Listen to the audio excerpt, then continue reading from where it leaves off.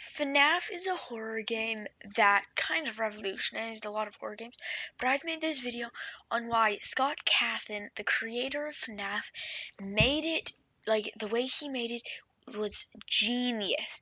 Almost everything about the games perfectly makes it so people will want to play them. So, here's the evidence. Game number 1, or FNAF 1. It's what started everything. It's really genius because it can apply to almost anyone as long as they like horror or puzzle games, because there's stuff, because it's a short-ish game that's really fun if you just want to like download a game, play it once or twice and then never play it again. And then it's also interesting for the people who want to play a game and solve the lore, because there's mysteries everywhere, and it's made so almost no two playthroughs are the same. Sometimes new posters appear on the wall, sometimes they're not there. There's a lot of things like that. There's the secret animatronic of Golden Freddy.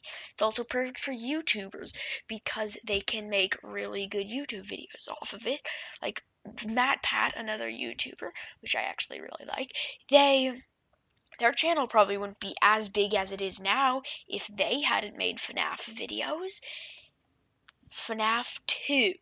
FNAF 2 is also interesting because the creator Scott Cawthon thought he was only going to make one FNAF game and that was going to be it.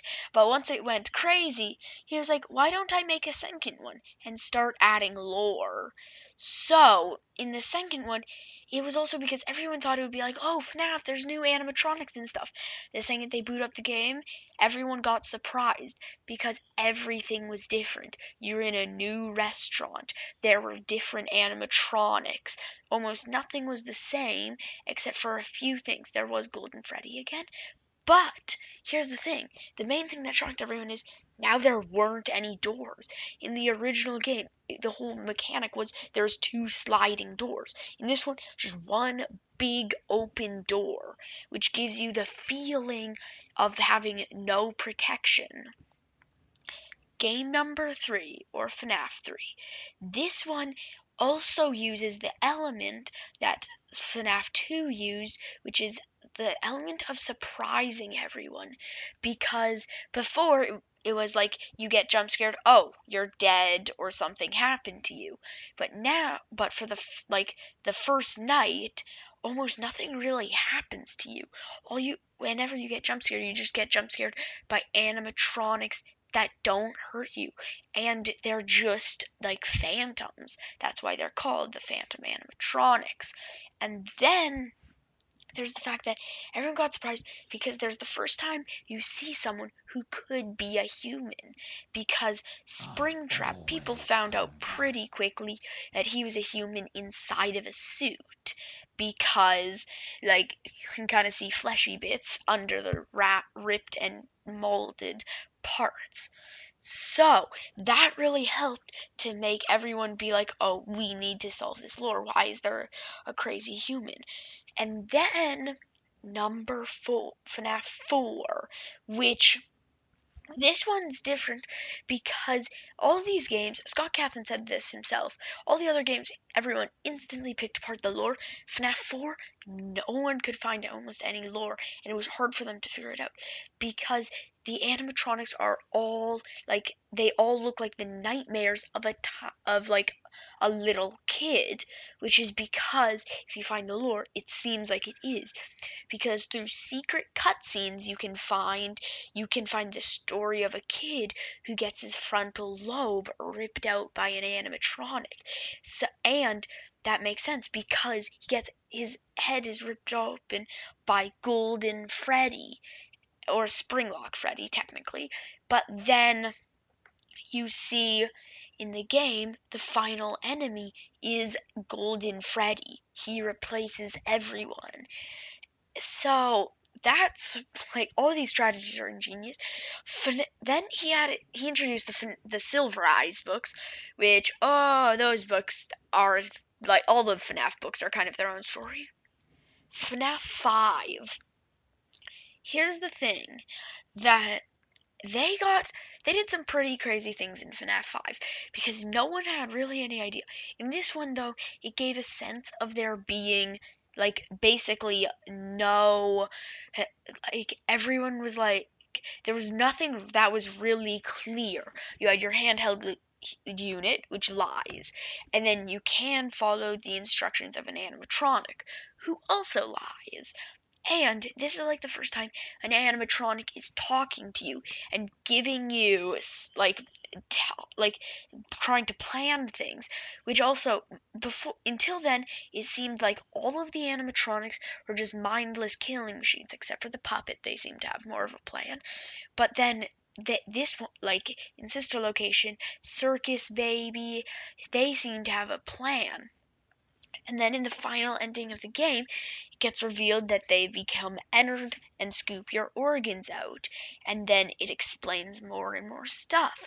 So in FNAF, everything gets more confusing as the more games come out. Then FNAF World, which FNAF World's its own story, but yeah, that game Scott Cawthon tried to get rid of after it came out. So there's a lot of weird stuff that happened with FNAF World. FNAF 6 or Pizzeria Simulator. This is another one. It seems like all the games utilize like people not knowing what's going to happen because in this one it starts out as a really cheery like tycoonish game, and then every night it goes back to the normal thing, like the normal thing of having as being a night guard. But then there's so much lore. It was filled to the brim with lore, and you could do mini games to find different things. There was so many different endings that each had their own lore implications. It explained a lot of things. And then there's UCN, which also had a lot of lore. This one was interesting because it had almost all, like it had a surprising amount of the animatronics. And here's the thing, that the lore seems to be that it's like William Afton's like him in hell, because that's the lore. Mainly because people discovered it after hearing like when you die, the animatronic who killed you speaks to you. Most of them have like lore significance like this, but then some of them have almost no lore significance and are just kind of trolls like this. So the thing is, UCN also used, like I said multiple times, the element of surprise. No one really knew what was going to happen. And it had a whole lot of lore. And there's a thing game theory covered about how if you do a special thing with Old Man Consequences in it, then you will basically get a special achievement in FNAF World. FNAF Security Breach. This game was a long time in. Everyone was waiting for it for a while, though it was crazy because it was so filled with things, and this was really the first time an animatronic was actually purely helping you. Like, everyone thought Baby might be helping you for a while, but it turns out no, they were trying to kill you. So then there's the fact that in it there's so much stuff that's unusual, because usually in FNAF you are stationed to a certain spot. In this one, it's mostly open world, and there were multiple different endings, kind of like Pizzeria Sim, and there was a lot of stuff you could do and find. There were Easter eggs everywhere. And here's the thing, the fact that they didn't include certain animatronics got people more like lore wondering, depending on, because Bonnie and Foxy weren't animatronics. So everyone was like, wait, why aren't they there? And that made everyone more surprised than the new animatronics, which got added, which is surprising because the animatronics are really unusual, but it actually makes sense because then No one knows what to expect. Everyone's just everyone's waiting for the next game to see what's gonna happen. And it also works really well because then you never because most people, like I said, the people who are trying to figure out the lore, you will have to play it multiple times. So it's perfectly ingenious. And Scott Cawthon also did a bunch of things, not to mention base it off of Chuck E. Cheese, which it's a lot like Chuck E. Cheese, but there's so much stuff. And a brief thing about the books is they also are pretty good, though a lot of people dismissed them as non-canon because of how wild or unusual or non-fitting the stories were. Though I've personally read them, like all of them, the Fazbear Frights and the Silver Eyes. I'm just waiting for the Tales of the Pizzaplex.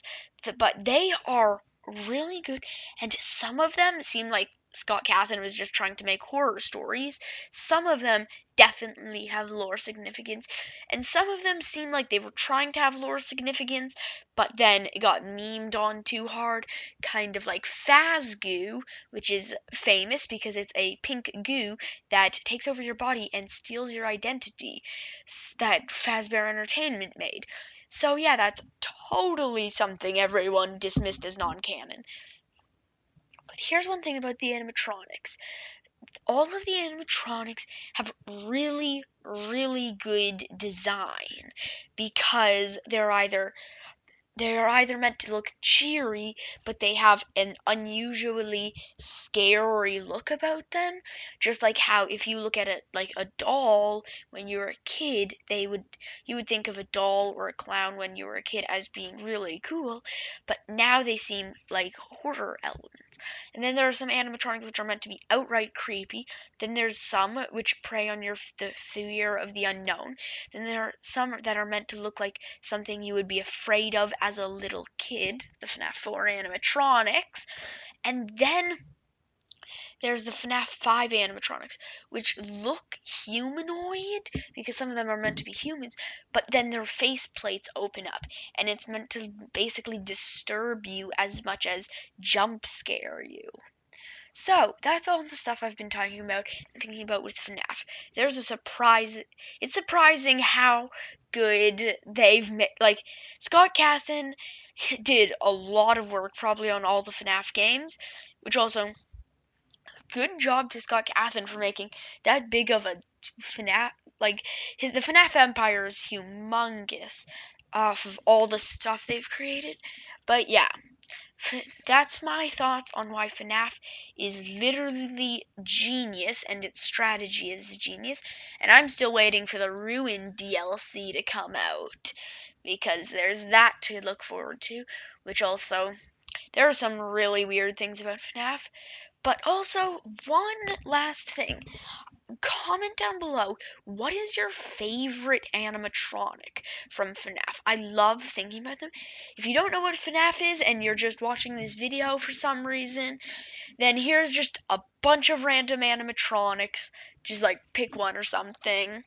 But yeah, those are all the things I have to say about FNAF, though I'm trying to do a collab with another YouTuber about FNAF, and I'm working on some FNAF theories, so goodbye, thanks for watching, and please subscribe, that would really help out, so thank you.